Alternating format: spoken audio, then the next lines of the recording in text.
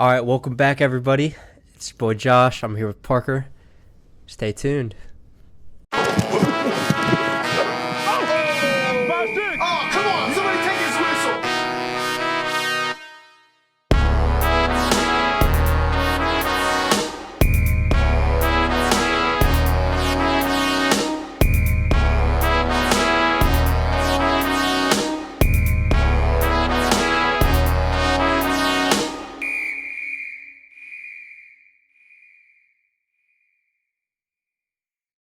Welcome back, everybody, to another episode of the Take His Whistle podcast. I'm one of your hosts, Josh, and as always, I'm joined by my good friend Parker.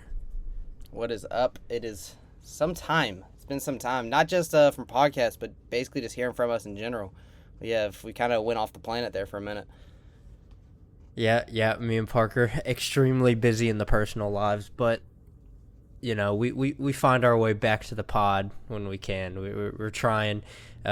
I was texting Parker the other day, and we've got some ideas on how to stay more consistent in the following weeks as we approach, the NCAA 25 release, which, as many of you might know if you're listening to this, was officially announced and had gameplay officially revealed in the time span that we were gone. So that's really big news. The official drop date is July 14th, which is in about almost a month from now, in about a week or so.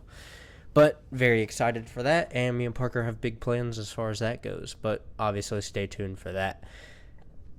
Before we get into things, I just want to let everybody know. Yeah, and a new intro, which I'm sure you guys heard.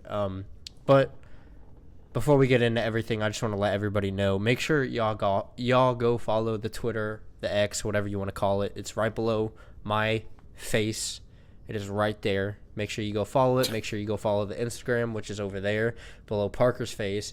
And if you have TikTok, you can follow us on there for clips. But anyways, Parker, not much is happening in the NFL world right now. OTAs just started and ended as of, I believe today. I believe today was the last day for OTAs. The only really big news that I would like to talk to you about, which I'm sure you saw today, star wide receiver of not only my team, but the NFL in general, the best wide receiver in the NFL, Justin Jefferson, signed a 4-year, $140 million contract extension with the Minnesota Vikings, makes him the highest paid non-quarterback in the NFL and in NFL history. What is your take on that? What's your opinion on it? How do you feel about it? I mean, for starters, it's a no-brainer. If you're Minnesota, I mean, as we go year in and year out, we keep seeing this quarterback is the highest paid quarterback, and this receiver is about highest paid receiver. So seeing a high dollar amount like 140 does not surprise me that much, because I knew that we were going to get there eventually. It was going to happen. And it's for you have a receiver like Justin Jefferson, who was hurt last season, but still didn't take away from his just overall greatness. Even when he came back, he was still extremely efficient. He is by far and away the best receiver in football. He deserves every penny. And as far as Minnesota's organization, you guys would be fools to let him walk away for nothing. Now, it may be if you went on and traded him for a package of whatever, that's one thing if you trade him. But what if he just walked away and you didn't receive anything from him, and then you just have to sit there and live with yourself saying you just let the best receiver in football walk away with nothing in return? And so, I mean, and at the same time, it's only a 4-year deal, right? You see, like, Patrick Mahomes signed, like a 12-year deal or something like that. You could have locked him up for forever, but I don't know this for a fact, but I feel like that might be more of a Justin Jefferson response. Like, he doesn't 100% know the direction of the team as far as you guys have a lot of young pieces that you brought in, but you also have a lot of veteran pieces as well. You guys are kind of right there in the middle of being a legit playoff contender and being a few years away from it. And so I think that might be a reason why he kind of did a shorter 4-year deal, just because, maybe 4 years from now, maybe Minnesota still continues to struggle and he wants to go on to a more winning team at the time.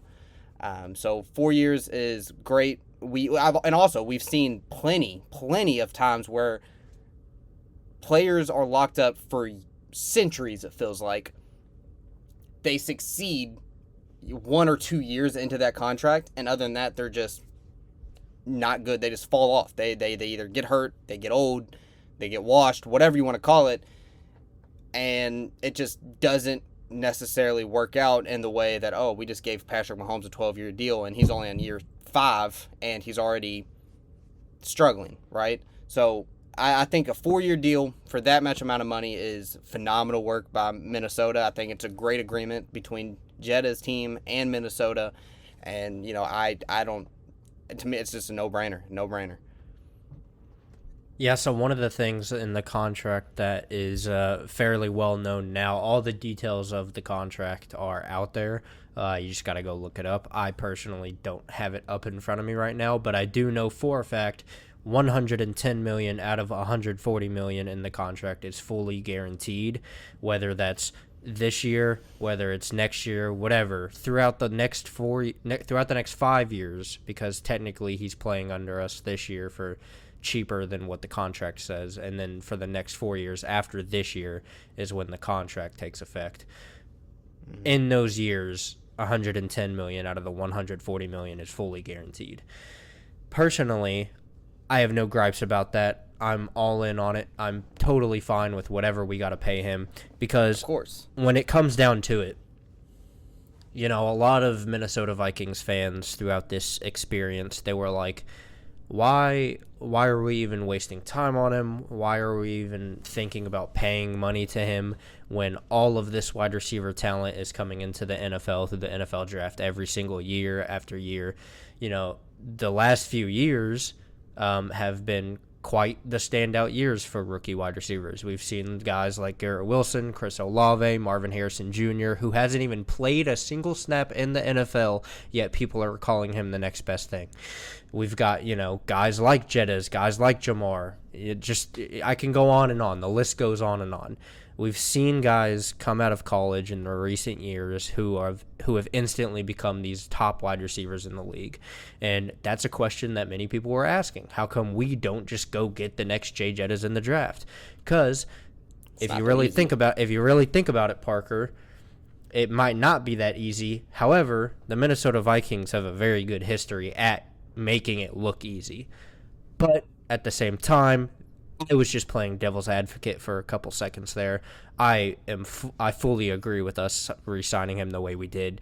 Listen, when you have the best wide receiver in the NFL, who many people would say it's pretty unanimous. I think there's a couple people out there, Cincinnati Bengals fans, who would say that Jamar Chase is better. But I think when you ask majority of the league, they would probably say Justin Jefferson is the number one receiver in the league, and then it would probably be Jamar and CeeDee Lamb. But that's an interesting convo as well, by the way, what Jamar and CeeDee are going to get paid now. But as far as Justin Jefferson goes, and as far as to address what you said about his contract being only 4 years, I think it's different. We see quarterbacks play until they're almost 40 all the time. With wide receivers, they tend to hit their peak around 25, 26, and then it's a longevity thing. It's the same way with how running backs tend to fall off after they hit the age of 30, the dreaded age of 30. We hear about it all the time with running backs. With wide receivers, they're not really far off. Especially nowadays, you got those outliers like a Tyreek Hill, who's 31, 32, and still balling out in top 5 in the NFL. But when you look at the rest of the list, most of them are rookies in their first 4 or 5 years still. Justin Jefferson just hit his 4th year in the NFL. Jamar, he's going into his 3rd, 4th year or something like that. I'm trying to get it right, but I'm sure I'm not fully accurate on that. But as far as it only being a 4-year deal, I think that has to do with the Vikings side of things too, because I think they want to lock him down for the 4 years that are pretty guaranteed statistically to be his prime and his best years in his career. And then at that point when his contract is up, he's 24 right now, by the way. He is only 24 right now. He turns 25 in a couple weeks, I believe. By the time his contract is up, he'll be 28, which at that point in his career, the Vikings can look at him and reevaluate what he's done for the team. They can reevaluate where the team is at that point and be like, okay, is it worth locking him down for another 2 to 3 years for this same amount of money, maybe less, depending on his production? Right. It really just depends, because we could sign him to this 4-year extension, and then in 4 years, going into his last year of his contract, he could dip off a little bit, and then that could incline us more to pay him a little less, and then obviously it goes wherever it goes from there.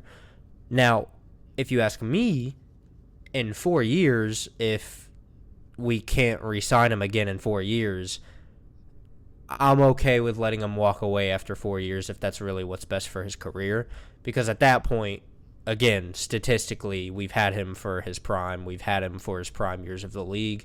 Obviously, I think he's one of those outliers where he can hit that age of 28, 29 and still be a top guy. But it's really just a longevity thing, and, how long most receivers tend to be good. Because just as another quick example, we saw Amari Cooper, who got a bag from the Dallas Cowboys in his late 20s and had a couple good years, and then kind of, went off just slightly, and then the Cowboys were like, all right, bye, and then they went and shipped him off to Cleveland. Yeah, shipped him off to Cleveland, had CeeDee Lamb step up, and then even on top of that, after getting a bag from the Cowboys, Amari Cooper still got a bag from the Browns, and he was 29 or 30 when he got that bag from the Browns. I mean, at the time when he signed that contract with the Browns, he was the highest paid non-quarterback in the NFL at the time, and now he's like the 13th ranked highest paid non-quarterback in the league. So that just tells you how much has changed in the last. When did he go to Cleveland? Was it last year or was it 2 years ago? It was 2 years ago, right? Yeah, it was definitely more than. It was definitely. I think it was either 2 or 3 years ago. It was before Reek went to Miami and signed his contract. Yeah, I'm pretty sure. So yeah, that just shows you how much has changed as far as non-quarterbacks go in 2 years. But that's what I'm saying, man. Like, it's just we were gonna get there eventually. Like, that is no surprise with the amount of money that are being thrown at quarterbacks right now. Regardless of, I say regardless, but like your running backs, who some would say is a dying position, but they're still very valuable. That some of them are. You get your receivers, your position players. The money is just going to continue to increase. It's just that one, which is Justin Jefferson, to really just set the bar at $140 million. And now, like you said, whenever Chase, it's time for his contract. CeeDee Lamb, whenever it's time for his contract, he's going to be wanting similar, if not more, money than Jettas is making right now. And it's just, this is how it is. It's going to continue to rise over and over and over again. It's just the world that we live in now. Like, I think it's always been that way. I just think that the numbers were significantly smaller, but it's always been just like trying to top the next guy. So I mean, like I said, no surprise at all that he makes that much money. Or he's going to make that much money, and he deserves it. He has shown no reason prior to this injury that he suffered last year. I don't think he missed a game at all in his entire career up until that point. And you said it's his 4th year in the league. That's 3 straight years of him not missing a single game. He even said it when he was injured that he wanted to get back out there. So like, he's a very dependable guy that is going to stay healthy. I don't have any complaints from Minnesota getting that deal done. And going out to try to find some guy to replace him. I mean, you might be able to find a wide receiver 1 for your organization, but you're not going to go out there and replace Jefferson just like that. Yeah, no, I agree. It was always a win, not if he signed the contract. So yeah. Off of that note, though, Parker, I think it's time we get into the thicker of the podcast, which is Louisville offseason and Kentucky offseason. Now, what I mean specifically by that is Louisville and Kentucky, specifically basketball, have both been very active in the last month since we last recorded our episode. And also, Louisville has been quite active in the football side of things as well, which I can get into that later on. But I think it is very important that we talk about the basketball side of things and how both of our teams have just done so incredibly well in the portal just in the last month. I mean, it's insane what both Pope and PK have done. Yeah. You want me to start? Yeah. Why don't we hear from you first? Yeah, so for Kentucky, I think the last time that anything was mentioned from this channel was literally just the initial hiring of Mark Pope right after the press conference. So John Calipari goes to Arkansas. Mark Pope comes in. Everyone decommits. Everyone goes to the draft. He's left with nobody whatsoever. And on top of that, he was about a month and a half late on getting into the transfer portal, right? Like, these other guys had quite the head start over everybody else. So he's really just started from a blank canvas, and he went to work, if you ask me. As of right now, from 24/7 Sports, Kentucky does have the 4th overall transfer class. That's with 9 commits. Overall, I don't understand how Arkansas is ahead of us. It's just crazy to me. I think it's just bias. But yeah, so 4th overall class, and we brought in some guys. My thing looking at the roster is, and I don't know 100% about all these guys yet. I haven't watched them their whole careers. I just don't know too much about them. But my initial question is, like, how is this all going to mesh together? We have a lot of guys that are good at a lot of different things, but is it going to mesh well and be a legit team this year? Now, looking on paper, this team is amazing. This team is going to outshoot every team in the country on paper. Now, does that happen? Whenever you're at Rupp Arena, you got all those fans in front of you, who knows? But we got really big guys in Kobe Brea, who, in my case, would probably be the star prize possession. I've loved Kobe Brea all the way when he was back in Dayton, all the way to the last year when he was back in Dayton. He's 6'6", sniper. He's just amazing. I love Kobe Brea so much. And then obviously the guy that has made a lot of noise recently for Kentucky is Jackson Robinson, who was on the edge of going to the draft or coming back. And really it wasn't even guaranteed that if he did come back, he was going to come to Kentucky. But he ended up dropping out, and it seemed like everything I read was it was between Kentucky and BYU, and pretty much within 3 hours, it feels like him officially dropping out of the draft, he commits to Kentucky.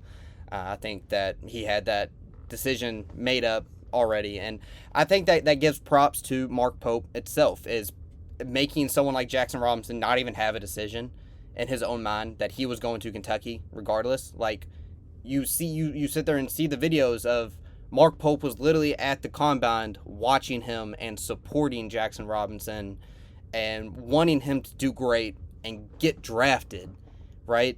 That he wasn't going there to recruit or to get him to leave the compound, drop out of the compound. He was strictly there to just motivate him, just to support him. And once he found out that he was projected to go either late second round or go completely undrafted, he decided to drop out and come back to college and then Kentucky. And I'm overall just amazed with his work that Pope has done in the short period he has been at Kentucky.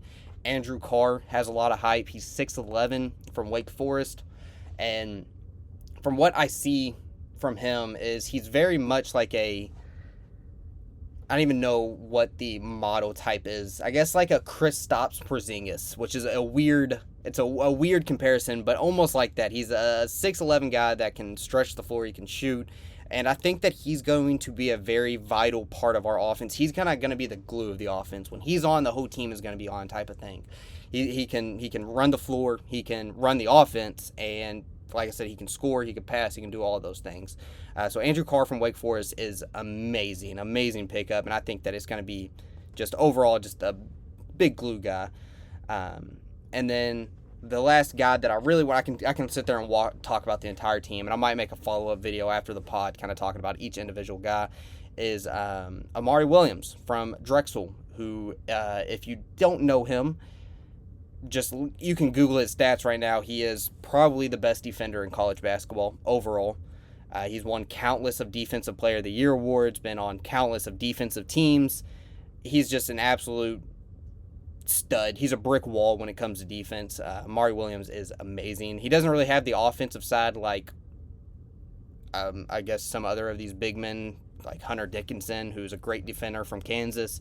But Dickinson has a much better offensive bag than Williams does. But I think it'll get there. I think that with Pope's just a geniusness in running an offense, he's an offensive coach. I think that he'll do wonders for Amari Williams and his offensive game. But yeah, other than that, I also like that we have we've got a lot of young guys as well, surprisingly. Or we got 3 of them, I should say. We got, obviously, Travis Perry, who was our only commit to stay. He is big blue till he dies. You can already see it in him. I don't know how much playing time he's going to get, but he's the number one overall scorer in Kentucky high school basketball history. He's got a shot on him. He's got offense. But we'll have to wait and see if he even gets any playing time this year. And same with Colin Chandler, who was really Kentucky's first commit in the Mark Pope era. He came from BYU. He hasn't played basketball in 2 years, and I know that's very worrisome from a lot of people because he's been on a mission trip overseas. But Colin Chandler is another guy that he's 6'4", and he's got an absolute great shot, and he can also finish around the rim. I love Colin Chandler. He seems like a really good kid, just a really good, humble kid as well. And then finally, we got Trent Noah. Trent Noah, another Kentucky guy. He's 6'6", a little bit bigger of a guy, but he's another great scorer. I think he's even top 10 on Kentucky high school all-time leading scorer. But those 3 guys are hopefully with the transfer portal. You never know as far as who's going to stay, who's going to go after 1 year. But hopefully those 3 guys end up staying and kind of just we use them as our development projects, something that can just continue to get better year in and year out. And I really see those 3 guys, if they do stay, to kind of be the face of this new Kentucky basketball era. These are going to be the guys, hopefully, that are going to be here for just kind of how Kentucky basketball is going to run. We got to get used to having guys for 1, 2, 3, 4 years now instead of just one and dones. And I think Trent Noah, Colin Chandler, Travis Perry are going to be the first to see that. Those are going to be your guys that are going to be here for 4 years, for 3 years. Hopefully. I say that. I don't know what it's going to be like with the transfer portal, but hopefully they stay and for the duration that they can, their eligibility.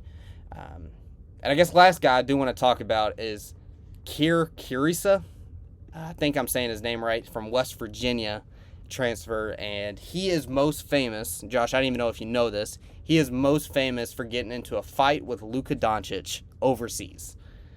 He literally, it was like they were playing each other. I don't even know if it was some league or some scrimmage or whatever, but he got into the face and had a little bit of a shoving match with Luka Doncic a few years back.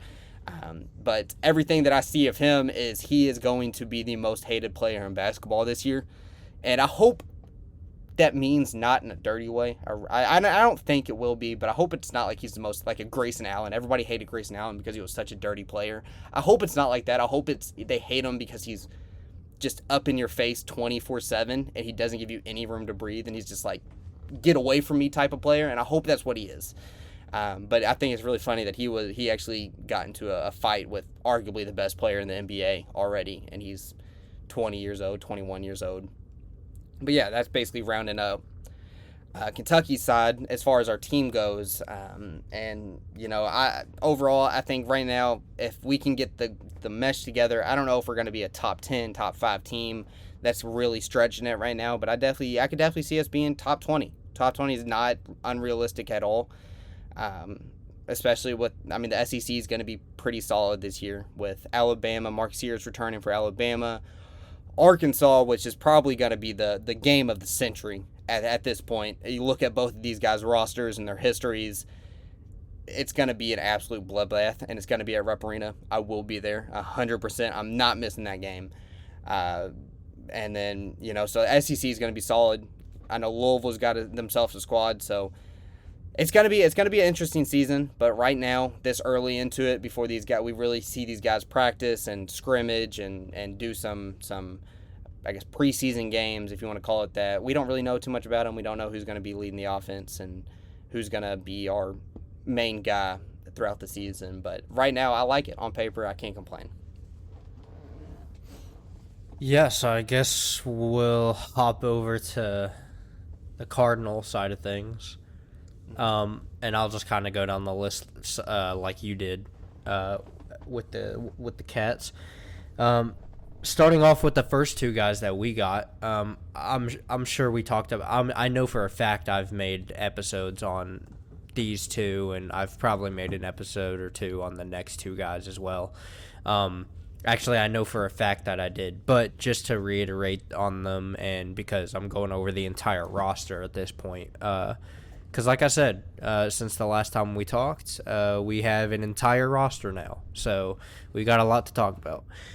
But starting off with the first guy that we got from College of Charleston, followed Pat Kelsey, James Scott, 6'10" center. At College of Charleston, he was a very big defensive guy. He was very underrated in the sense that he was a true freshman, so he didn't get very much eyes on him. While also being at a school like College of Charleston, and again, he was a true freshman. He only played probably like 10, 15 minutes a game, if that, maybe. So he didn't get much playing time. But when he was on the court, he stretched the court like any other big man out there that's good at it. His defensive ability, it got them in very good positions to win games with his defensive ability. And as far as offense goes, he's very aggressive in the paint. He'll dunk on you if he has to. He's a very good offensive rebounder and defensive rebounder. Just an overall very physical guy. And he's coming into this season as a true sophomore, and I don't think he's getting talked about as much as he should be because of how young he is and because of where he came from. He followed Coach Kelsey from College of Charleston, so obviously out of all the other transfers we got, of course he's not going to get talked about as much, but there's genuine possibility, at least if you ask me, that he could be in the starting lineup as that true five guy in our lineup, and I truly believe it's because of how good he is on defense as far as potential goes. Clearly his potential was not unlocked last year because, like I said, Parker, he was a true freshman, but this offseason, there's a chance with him being at Louisville, following Kelsey, getting another year of Kelsey's system underneath him, that he can really break out this year. That's obviously the hope. A lot of people compare him to, if you remember, freshman year Montrezl Harrell.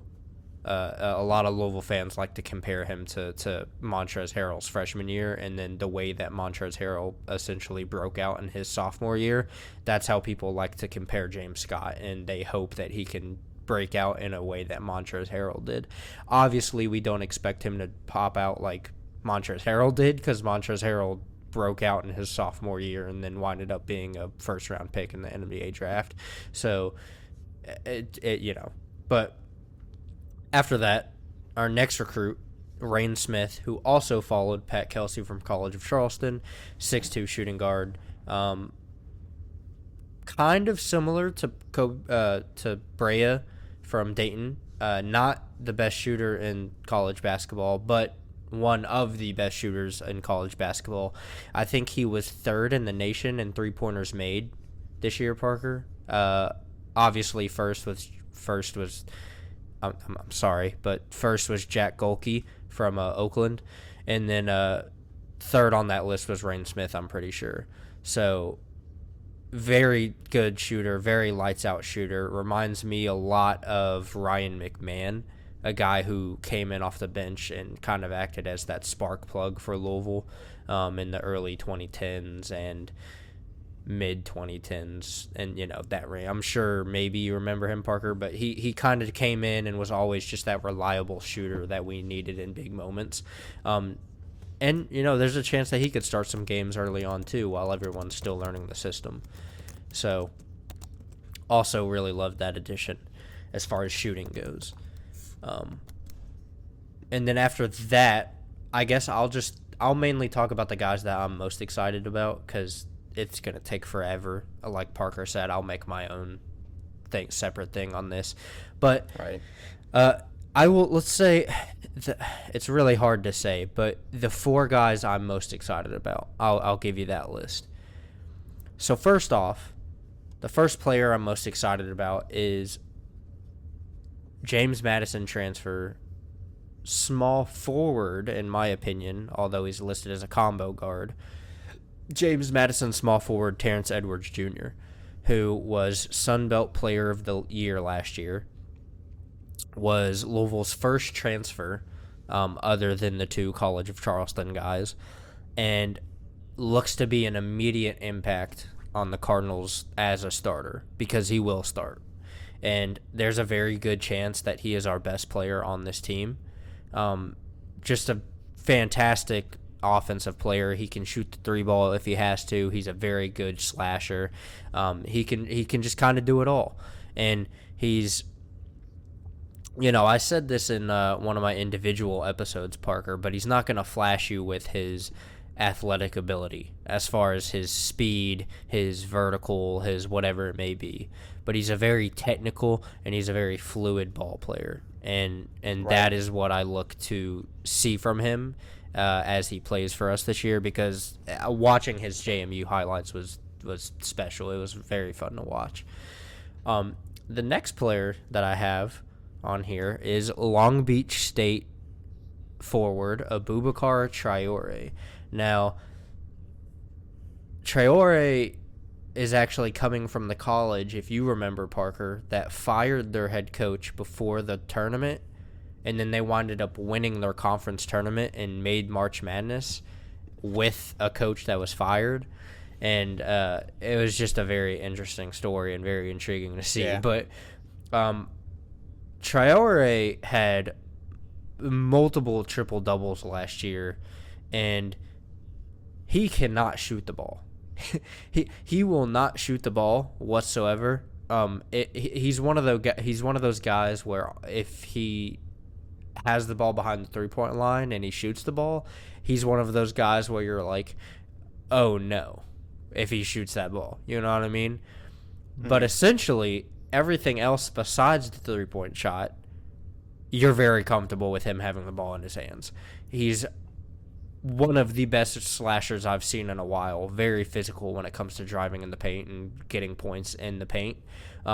He will dunk on your head 24/7, twice on Sundays. He's very aggressive when it comes to that sense, and he's a very good rebounder for his size. 6'5" forward, but he's very good at rebounding. I really want to say he almost averaged a triple-double. He might have been close to averaging a double-double, not a triple-double. But just an insane talent as far as rebounding goes, defending goes. He plays taller than what he is. I'm sure you know what I mean when I say that. Yeah. He does not play like a 6'5" forward. He plays like a 6'10" center. So he's very, very physical in the paint, on defense, on offense. And just very fun to watch. The next player on my list is a guy who started every single game that he has ever played in college in the Big Ten, and that is Chucky Hepburn, point guard from Wisconsin. Now, his transfer to Louisville is very sad for Wisconsin fans, because this is a guy who loved Wisconsin to death. I mean, he has a tattoo of the Wisconsin logo on his arm. This guy is Wisconsin through and through. But he saw the opportunity to get more money elsewhere, and as the as today's game goes, Parker, he went to where the more money was, and that wound up being Louisville. But he brings great leadership to Louisville. Like I said, he has started every single game that he has played in college. At the college level, he has started every single game since being a freshman. I think he started in 112 or 113 games in the Big Ten, which is where he's been the last 3 years of his college career. Yeah. But Chucky Hepburn is one of the best on-ball defenders in the nation. He plays very aggressive on defense, and he's very reminiscent of Peyton Siva. Now, again, that's a guy like Montrezl Harrell. Peyton Siva is a guy from Louisville's best team in a decade. You know what I mean? So I'm not saying that he will be Peyton Siva, but his on-ball defense is very comparable to Peyton Siva. Very aggressive on the ball handler. He is always looking to push you. He's a very good spot-up shooter. He's a very good off-the-pick shooter, and he's very good at he's very reasonable at driving and getting points in the paint as well. But I'm very excited to see him play because he's projected to be our starting guard, our starting ball handler, and that's a position that he's been at for, again, the last 3 years as the starter at Wisconsin. So he's very comfortable in that role, and I look at him to do very well in that role here as well. I just hope that he can come to love Louisville as much as he loved to Wisconsin, because it's pretty well known about how much he loved Wisconsin. The fourth and last player that I'm most excited about, he's not the last player that I'm most excited about. He's just the last person in my last four. I'm excited about all of them, but I only want to talk about four here. But the last one is USF transfer Kaysen Pryor. 6'11". He's listed as a small forward. He's not a small forward. 6'11", I would say power forward, even center, from USF. Much like, I'm blanking on his name. Why am I blanking on his name? He's on your list. But wait, the tall guy? Huh? Tall guy? The one of your big men that you got, and you said he stretches the floor Carr? very well. Andrew Carr from Wake Forest. Yeah, so Kaysen Pryor, much like Andrew Carr, is very well known for stretching the floor very well. He is a great passer. He's a great passing big man, and he's a great shooter as a big man. He can spot up if he has to. He's a great pick and pop guy off the picks, and he's, again, I feel like I've said this about all four guys, but he's very aggressive in the paint. He's very good at rebounds, and that's a thing in PK's system that he preaches, is offensive rebounding. I would not be surprised if the Louisville Cardinals are top 10 in the nation in offensive rebounding this season. It's just something that PK has preached throughout his head coaching career. All of his teams have been top in the nation in offensive rebounding, so I don't look for that to change here. Now, I'll kind of keep that one short because I feel like that sums it up pretty well, that he's very good at stretching the floor and very good at shooting and so on and so forth. What I do want to ask you, Parker, and I will answer this one first, but what I do want to ask you, and I'll let you think about it, is looking at the roster you guys brought in, what is the one thing that worries you the most about your roster? And my answer would be our interior defense. Because although I explained how James Scott could potentially be that interior guy, we don't really have that solidified interior defensive guy that will stand in the paint and make his presence known, if you will. The big men we brought in are definitely offensive sided as far as their game goes. Now that's not saying that they're terrible on defense and that they can't play defense and that they can't be paint defenders, but I mean, Cason Pryor in his own right is more of an on-ball defender than a paint defender. So that is one thing that worries me is interior defense when it comes to our roster. I do have something else that I'll mention later on, but I want you to answer your side of the question first. Kind of seems like Louisville potentially could be heading to a path that Kentucky was this past year, as far as their game plan was to just flat out outscore everybody. Don't worry, like not to not worry about defense, but offense first, defense second type of team. And I think that's how Kentucky is too. Don't get me wrong. I definitely think that Kentucky is definitely an offensive first team. It looks to be, as far as just if you look at statistically speaking, that the roster that we brought in is a very offensive-minded offensive-minded team. But then also we brought in guys like Amari Williams, that Lamont Butler, who's another great defender. We brought guys in to hope kind of level that a little bit, guys that are specifically known for their defense and not so much their offense.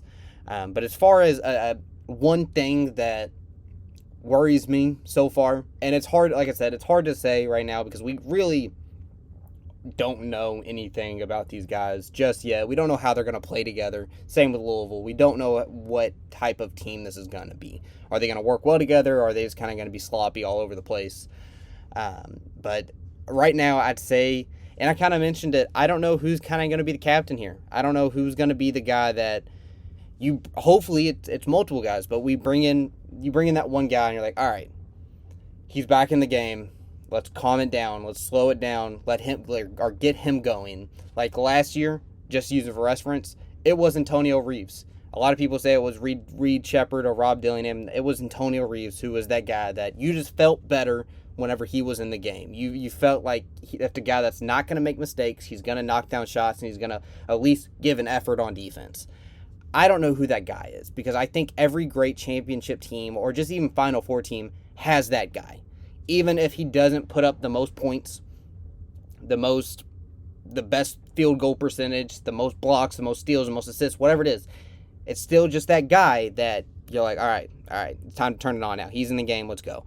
And I don't see that happening because, I mean, just looking at the roster, I mean, on paper, you would think that our best guys are, hang on one second, you would think it's either Jackson Robinson, you think it's Kobe Brea, you think it's Andrew Carr. Those are three offensively. None of those guys, if you watch any of their highlights or you just look at their highlights from last season, none of them were like they ran the offense. They were not the go-to option. I guess Jackson, like they were the go-to shooter. Like Jackson Robinson was definitely the go-to offensive player for BYU, but he was never really that captain. Now, is that to say one of them step up? 100%. I think one of them can definitely step up. And Jackson Robinson, as much as he was trying to get to the NBA this year, I could definitely see a breakout season from Jackson Robinson. And that's why I can just BBN at whole was so keen on getting Robinson to Lexington because they knew what this guy brings offensively. So who knows? He could really just have an absolute breakout season and be that Antonio Reeves from last year. But I think that's definitely the main thing.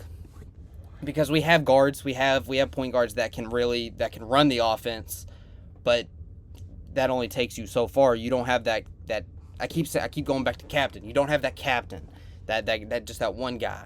And I think it'll come over time. I think it'll come as the season starts, the season progresses. But that's definitely my main concern right now. It just seems like we got a bunch of guys that are all waiting for one guy to make a play. We don't have that guy to make that play. But yeah. Yeah, so what I was going to mention earlier as far as having like that interior defensive guy and the defensive mind, there are rumors swirling that Pat Kelsey and the Louisville Cardinals potentially might not be done as far as recruiting goes. There are talks, and I don't know how major these rumors are. I don't know if it's going to happen. I don't know if it's not going to happen. So take my word with a grain of salt, or take it as a joke if you want. I don't really care either way. there are some serious conversations that the Louisville Cardinals are heavily pursuing Coleman Hawkins, transfer center from LSU. Transfer center from Illinois. Parker, I know that you and me have talked about him many times through text. We've talked about, how much he's asking as far as NIL goes, because it's pretty publicly known that he's asking for great Osabor money, which for the people who are in tune with that is upwards of $2 million. He is in his last year of college basketball, so it's not a guy that you would be paying for more than 1 year. But regardless, that is a very hefty amount of money to be paying one player on your roster.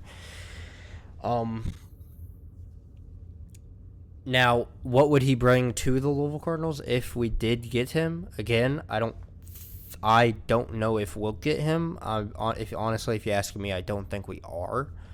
But for the sake of conversation and for the sake of views, I'm going to explain why, if we get him, it would help us. If we got him, it would help that interior defense of the team. And not because he's some outstanding interior defender.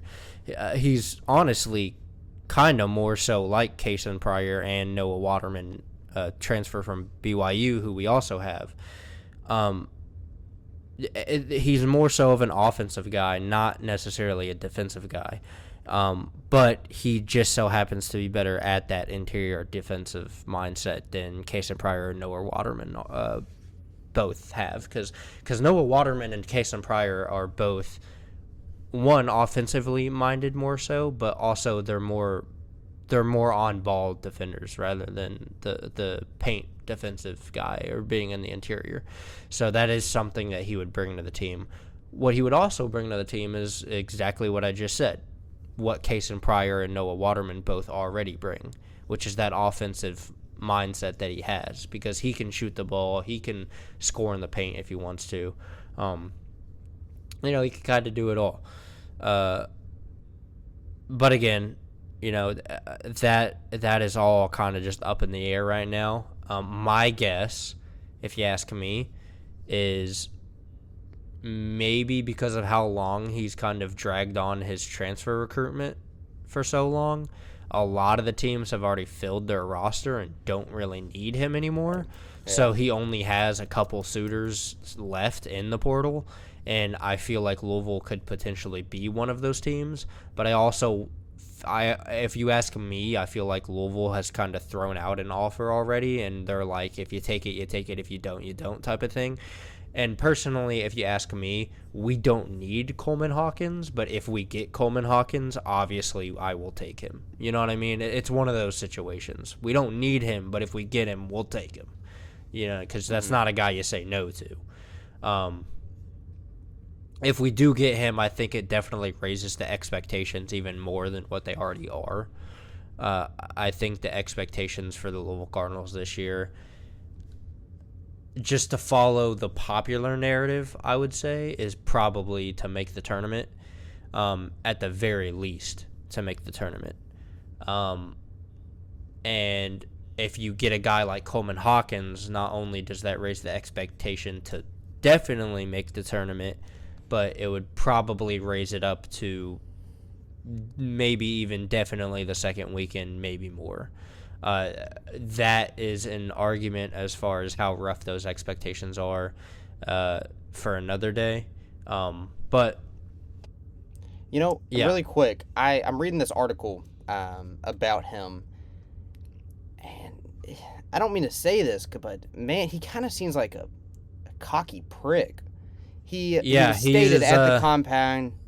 He was stated at the compound saying that he will never play in the Big Ten again, and I wouldn't play in the Big East. First of all, the Big East just might be the best conference in college basketball right now. I don't know why you wouldn't want to play there. And then down here a little bit, down later in the article, it says, "I just feel like I've outgrown college basketball." And then why did you drop out of the NBA compound?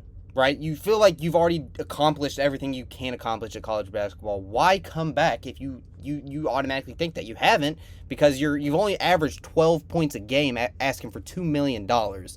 You didn't average 30 points a game. You averaged 12 points a game and you're asking for $2 million.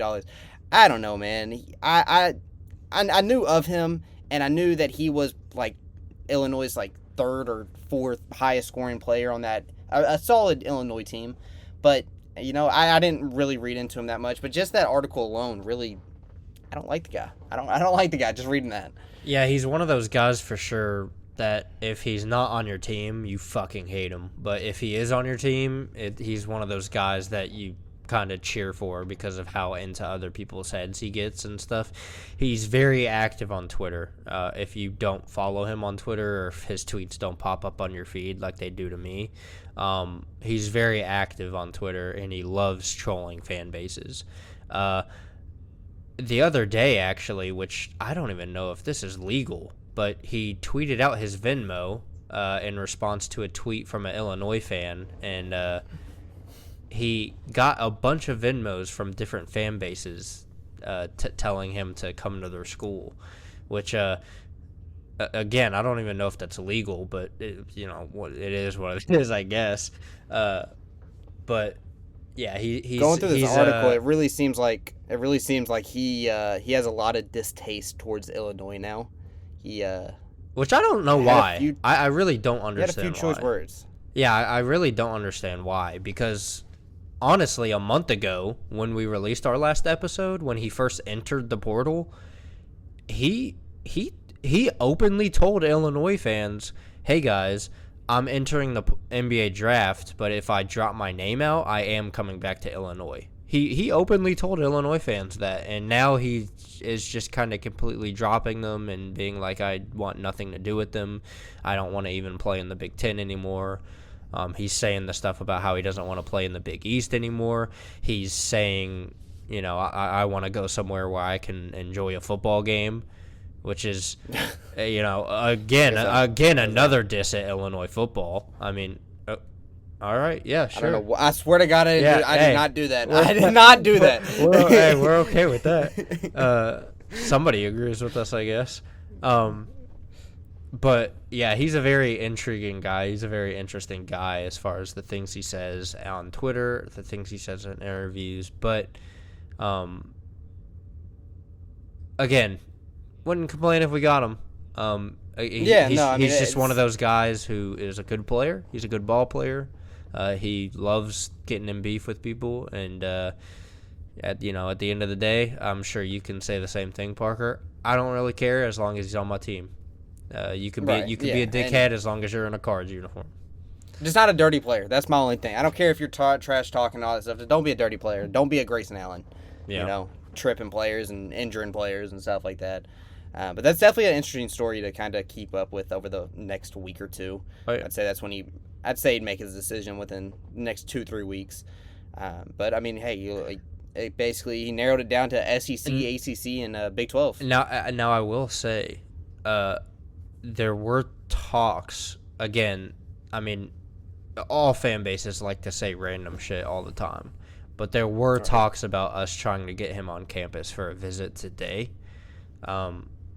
Whether that happened, I have no fucking clue. I'm no insider or anything, but yeah, I wouldn't expect a decision from him today or tomorrow or the next day or the next day after that. I honestly don't know when he'll make a decision, because at this point he's been making a decision for the last month. So we'll see, I guess. But if you ask me, our chances of getting him, pretty low. But yes, other Louisville fans, and they would tell you the complete opposite. So it's just one of those things. Right. I get it. Yeah. So you want to switch over to college football? Do a little college football talk, because that is the closer of the two sports. Yeah, so I don't know how much research you have been doing on Kentucky football, Parker, but as far as Louisville football goes, I have been digging my nose deep into that grass, and I have been keeping up with that side of recruiting. That's a weird analogy. digging my nose deep in that grass. Yeah, sometimes you just gotta get deep into that dirt and sniff around. I guess so.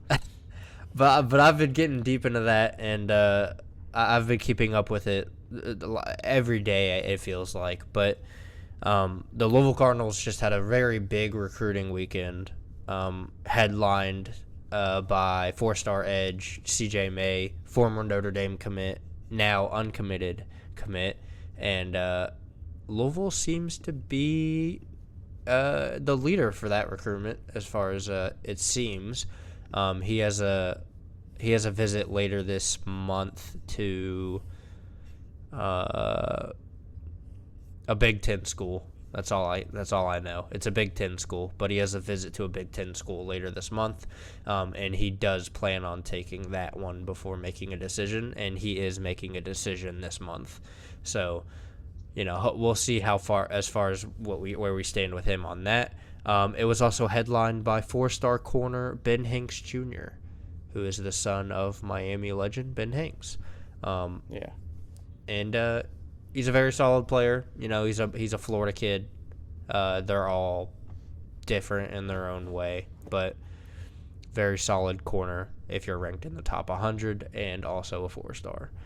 And then obviously we had other recruits. I have the full list written down somewhere because, like I said, I did a deep dive and I wrote it down somewhere, but I just don't have it on me right now. One thing really quickly that I will say is today, probably about half an hour before me and Parker hit record on this podcast, the Louisville Cardinals did get a commit from one of the guys on campus this weekend, and that is from LeBron Hill, 6'5", 185, wide receiver out of Indiana. He is from Harmon, Indiana, and just a tall, physical freak wide receiver. Probably we had a 6'6" receiver on the roster last year apparently, but I was not aware of that until I re-looked at everything earlier. But Hill is a again 3-star wide receiver recruit out of Indiana. Hopefully he can kind of help kickstart that Flyville 25 movement. But I'm very excited for that commitment because I've seen his highlights already and he looks very good, and he's very good at he's very good at the one-on-one jump balls, which is obviously something you'd expect from a guy of that stature. But right, I'm gonna go ahead and hand it off to you, Parker. Yeah. So, I got a lot of mixed emotions with Kentucky football, and I just absolutely love Kentucky, and I get so amped up for college football, and I my biasness comes out all the time, even with conversation with me and Josh, it just comes out. But I'm always worried about, like, on paper, I can sit there and read off these players on Kentucky's our football team, and we don't have every position. We have an absolute stud at every position on this team. And I sit there and I look at that, and it gets me really hyped up. And then I look at our schedule, and I'm like, we're going to go 6-6 this year, dude. We're going to go 7-5. And I get that. That just comes with playing in the SEC. You basically have a gauntlet year in or week in and week out, right? There's no path where you can escape the SEC gauntlet, right? It's just how it is. And I really want that season that we just shock the world, right? We go on and have upset after upset. Maybe not something as big as like Georgia, but just have these crazy upsets, and we put together that one really, really good season, right? Because I'm sitting here looking at our team, or looking at our schedule, and I'm like, obviously, we'll just say losses to Georgia and Texas, and I hate saying that off rip, but it's the truth. We play at Ole Miss, we play at Tennessee, we play at Florida, and then against Louisville. That's 6 losses right there. and though unfortunately those losses seem more realistic than us only having 2 losses. Us upsetting Ole Miss, us upsetting Tennessee, us beating Florida at the Swamp, and us beating Louisville for a 90th time in a row. No offense. Had to take a jab. But wrong. I Can't win. I look at our roster.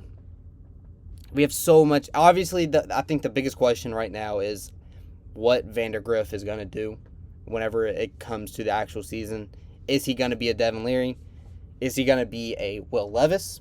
Or is he going to be what everybody expected Will Levis to be, right? Because if you remember, Will Levis was supposed to be like a Heisman finalist whenever he first got to Kentucky.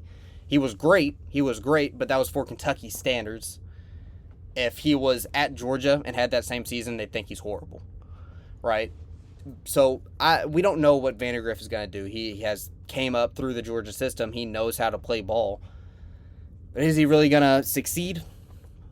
Who knows? We have phenomenal receiving core. It could have been even better if Raymond Cottrell, I think was his name, if he ended up staying. Has he signed anywhere new yet? Do you know? No, he's still out there. So we don't have him, but we have absolute great receiver. Obviously, we got Barry and Brown, who might just be the fastest player in football. Jamori Macklin from North Texas or South Texas. It was one of the Texases. Do you know, Josh? North. Okay. From North Texas, who is a stud. And then we have Danke, who's hit or miss, but he's getting up there in age. Hopefully that more experienceness really comes to be wonders for us.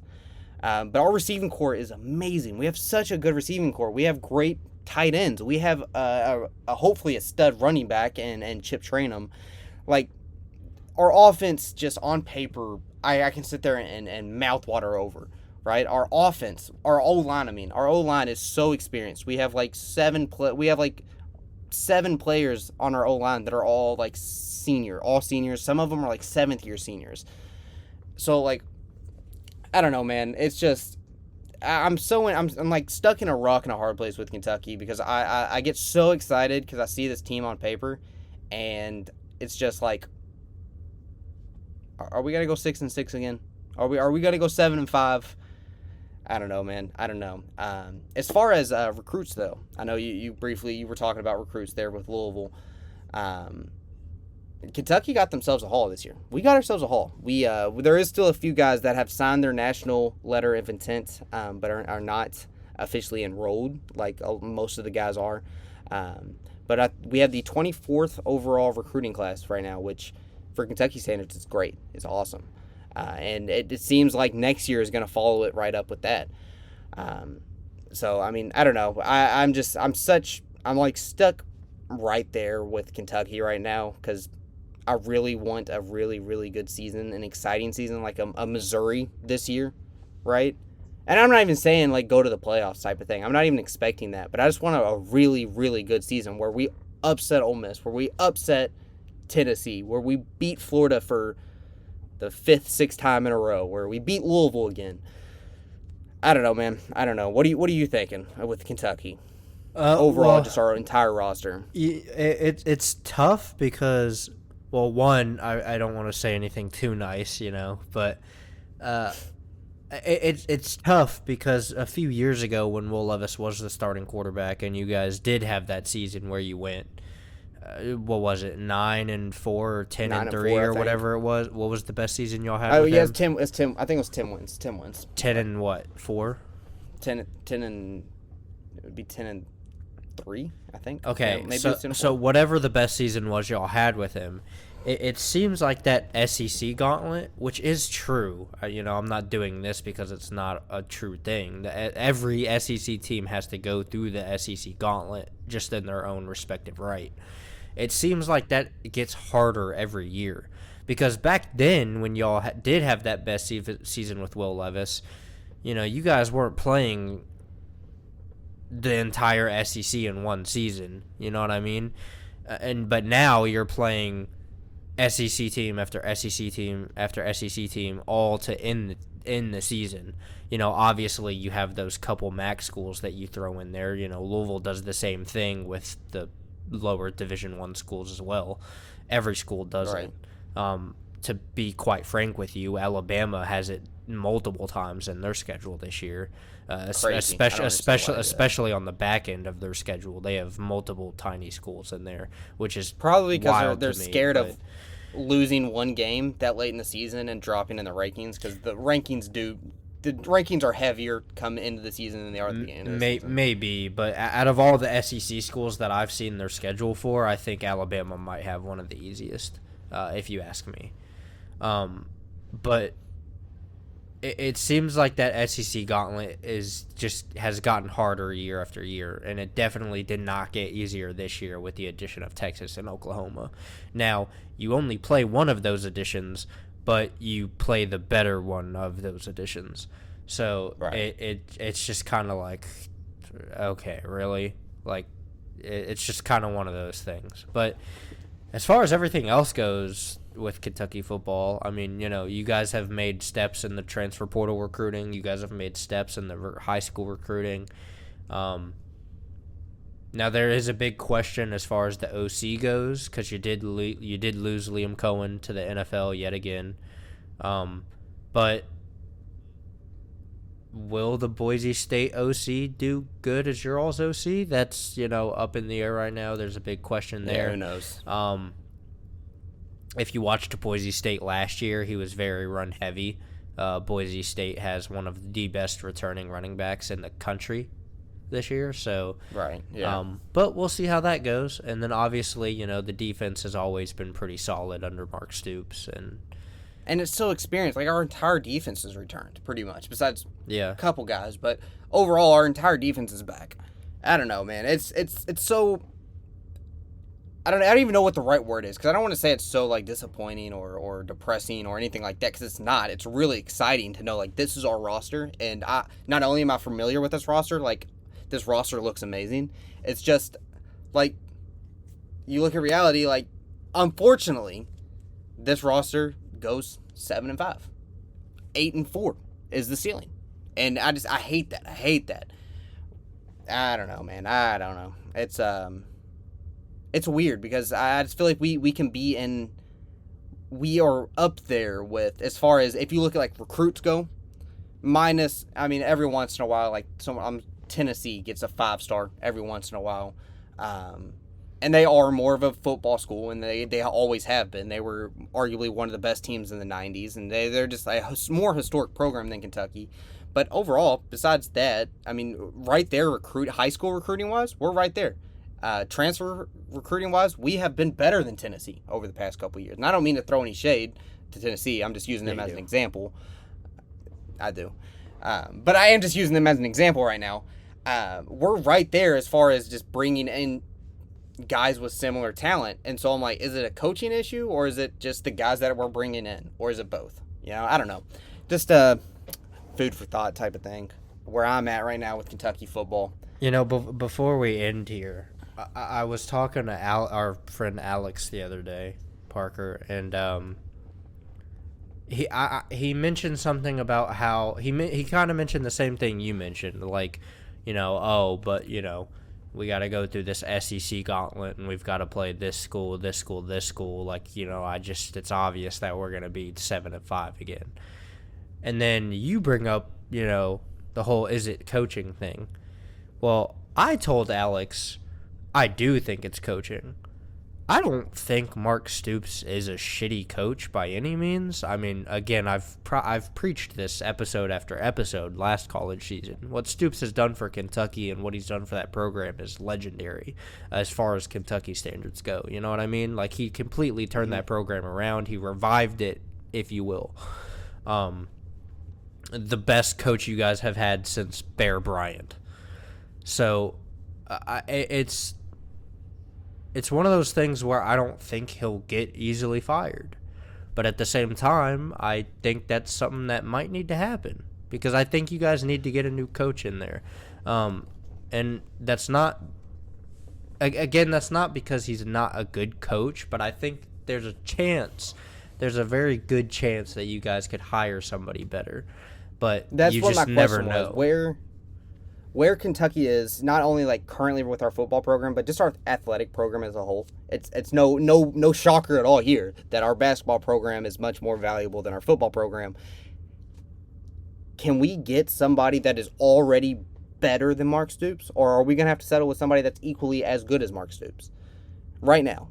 Well, I think personally, I think you could go out there and get a guy from maybe a lower level college who has quite a name for himself, but makes his name known at Kentucky. And what I mean by that is, gets the recruits, gets the wins that put you guys on the next level, and then kind of builds Kentucky up that way rather than already being a top-tier head coach. Because if they're already a top-tier head coach, I think it kind of makes it hard to get them because they're probably looking at other schools that have job openings before they're looking at Kentucky. Right.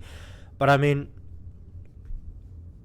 hell, dude, Mark Stoops took the Texas A&M job before that fell through. Like, we're not, if that doesn't back my point as to me saying that Mark Stoops isn't a shitty coach, then I don't know what is.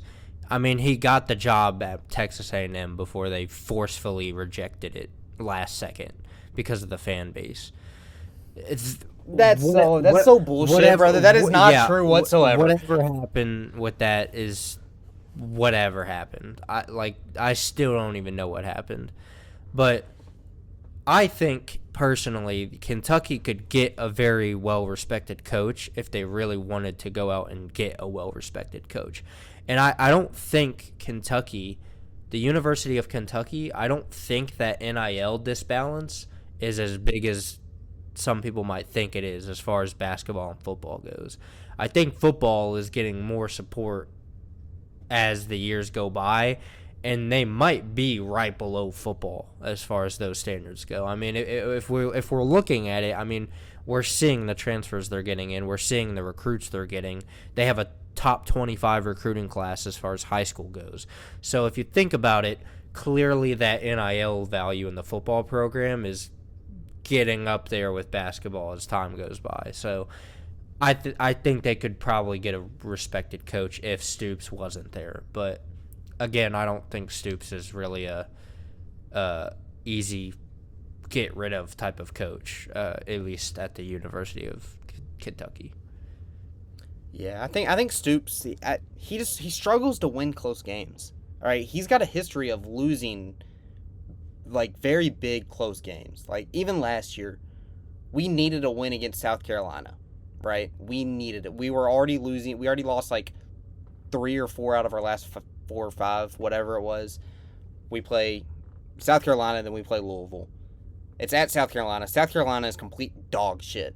They're only better than Vanderbilt. There's no reason in the world that this Kentucky team should lose to Vanderbilt or to lose to South Carolina, and we fell to them, right? You go back a few years, right? We could have had one of the greatest seasons, not one of, the greatest season at Kentucky if Kentucky beats Ole Miss back when we had Will Levis. And it's a nail-biter all the way to the end, and it was a fumble by Will Levis, and that's not on the coach there. That's 100% not on the coach, but yet we were a better team than Ole Miss back then, and we lost, right? So I think Stoops just needs to figure out how to win those close games.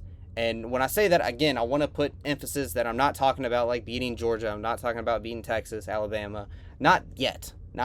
But Tennessee, we've been right there at Tennessee for a while now. We minus a couple years back when we lost by 40. We're not going to talk about that. But I mean, that was like their one every other 5 years where they make a crazy run in a year and do insanely well. There was the same year they beat Alabama. Yeah. Like that team was crazy good for no reason.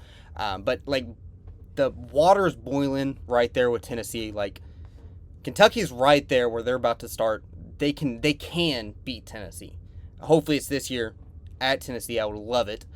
But I think Stoops just really needs to win those close games. He just needs to learn how to coach those closer games and really just be like, coming down the stretch, we know we can lean on Mark Stoops to call the right plays, to get the right formation up there and actually win the ball games. But I don't know, man. It's just, like I said, food for thought right now for me as far as Kentucky's whole football program goes. It's a mute point until the season starts, I should say. Like, I can't really say much until the season starts. Yeah. Which I hate, because I can sit there and talk about these guys for hours as far as, like, each individual guy. And I think me and you will both probably on a podcast later on do a more of a deep dive into the actual roster come like August or maybe even July. Yeah, I will say, I feel like there's a new preseason poll that comes out like every week, but in the most recent one by ESPN, Louisville is ranked 19th preseason, so that's pretty cool to see. It appears that Louisville is getting some noticeable hype or noticeable respect before the season goes, so we'll see how that lasts. It will last at least until we play Notre Dame, which is week 4. And that game should be a fun one, hopefully. I know we will be there, and that's going to be a fun one. So, but I think it will definitely be a good one. Parker, you got anything else, my brother?